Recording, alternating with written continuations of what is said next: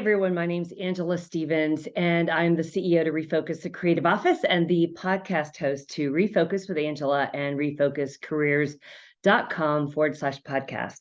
But I just wanted to give all of you parents out there some ideas about what to do now that summer is starting and your kids are out of school. I've been there. I've gone through every stage with my son. I was a single mom for 10 years, so I thought I'd just share some things that worked for me, and I hope they work for you. First of all, if you're looking for focus products, check out our website at refocus.com. However, my mom always used to tell me, she said that it always takes kids, no matter what age, 2 weeks to get used to being out of school and 2 weeks to get used to being in school. So what I would say is patience for that first couple of weeks, because it can be challenging. However, these are precious times. Don't ever forget that. My little one is now 22, living on his own, and there's a lot of things I miss about him. However, life continues, and you grow with them. My mom used to say, you always grow with them.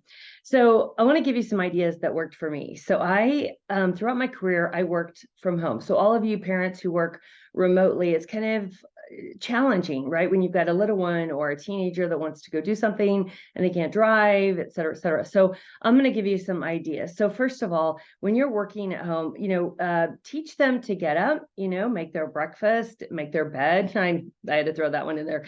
However, this is a really cool idea. This is more for teenagers and adults, but especially for girls. On a side note, moms, if you're like me, one of the biggest regrets I have is not doing photo books and really capturing that and putting it in albums. I'm still working on that. However, looking back, my son was probably not into that, but I think if I had a daughter, she might have been. However, make them a part of it. Just say, hey, you know what? Let's make a summer family photo book, or a photo book of your summer or your school year of last year, and really get them engaged, get them the supplies that they need. You can go to michaels.com. Actually, our products are on Michaels, so you can check those out there. You can look at Walmart, Staples. Again, our products are there too, but there's a lot of different things you can buy for them, such as supplies, albums, different sheets, labels, stickers, things like that. Make this fun for them, but it gives them something to do so that you can focus on your work.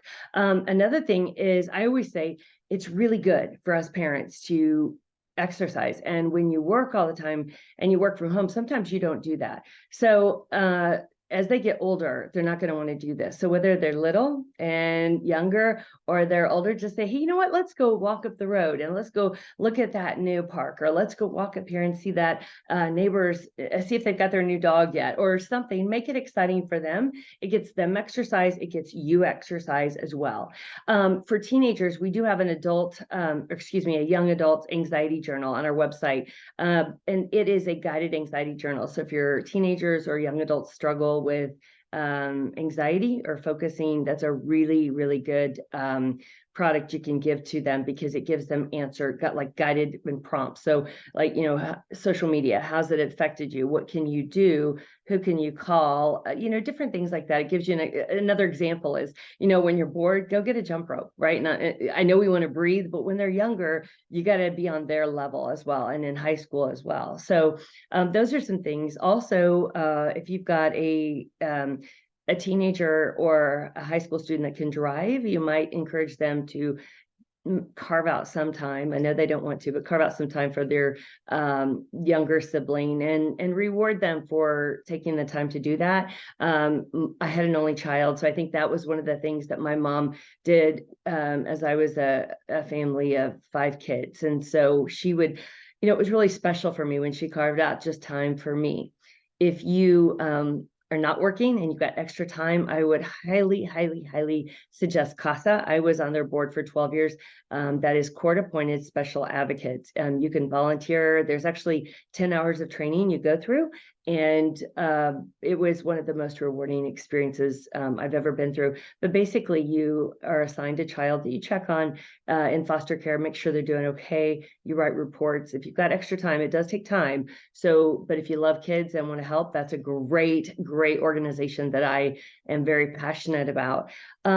We just came out, by the way, with our guided anxiety, or not our guided anxiety journals, our new academic calendars, and they're great. We did 4 years of research, talking to students about this, and here's what they wanted. They wanted smaller, they wanted sturdy. And here's the thing, we did this a little different for them. So we had monthly, they're smaller, but in the middle, this is what they wanted. They wanted 7 a.m. to 7 p.m. And so if you can see this is what it looks like. It's really attractive. And then on the other side, there's to do and appointments. And then also at the side, you can see which week you're working on.